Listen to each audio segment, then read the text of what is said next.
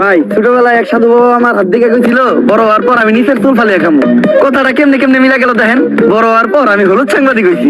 কিছু করার নাই, কপালে যদি চুল ফালানো লেখা থাকে তাহলে চুল ফালিয়ে খাইতে হইব।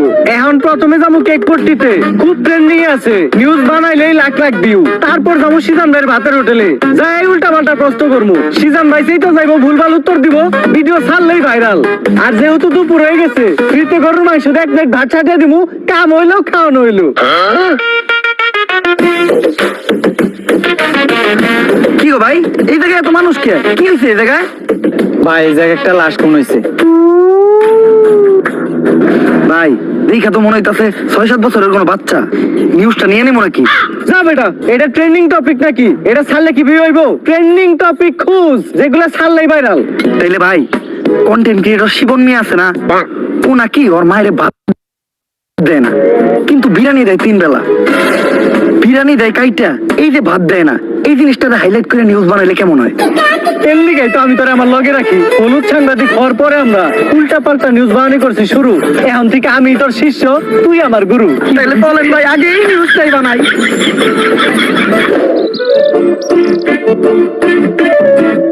স্যার স্যার স্যার দাঁড়ান, একটু দাঁড়ান। স্যার, আপনি করে দেখে মনে হইতেছে আপনারা মিডিয়ার লোক। আমার ছোট্ট একটা বোন মাদ্রাসায় পড়ে, বয়স মাত্র 13। এক জানোয়ারের বাচ্চা ঘরে দর্শন করছে, কিন্তু কোনো বিচার পাইতাছি না।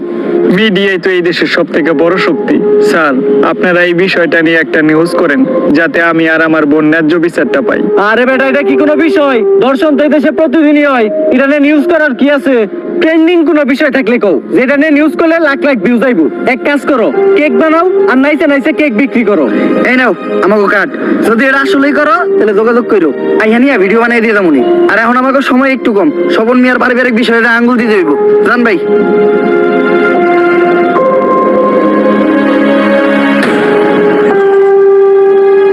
বইনে এক গ্লাস পানি লয় তো।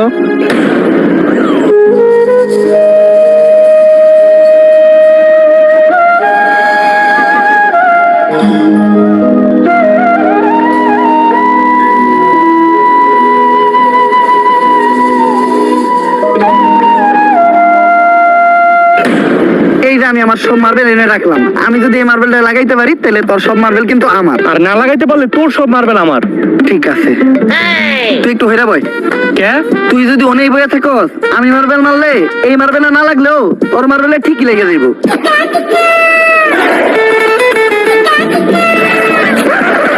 লাগে না, এই দে তুই সব গুলিতে। এনে এই কটাকে? আমার কাছে তো এই কটা গুটি আছিল। তোরে বিশ্বাস করি না আমি, হাতুটা তোর পকেট চেক করবো।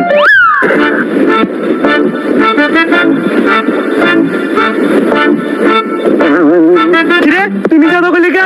এই যে বড় বড় দুটো মার্বেল তুই তোর পকেটে লুকিয়ে রাখছ। ওই দুইটা স্যার আলাই কর, আমার পকেট ফুটা, তুই আমার পার্সোনাল মার্বেল হাত দিছস।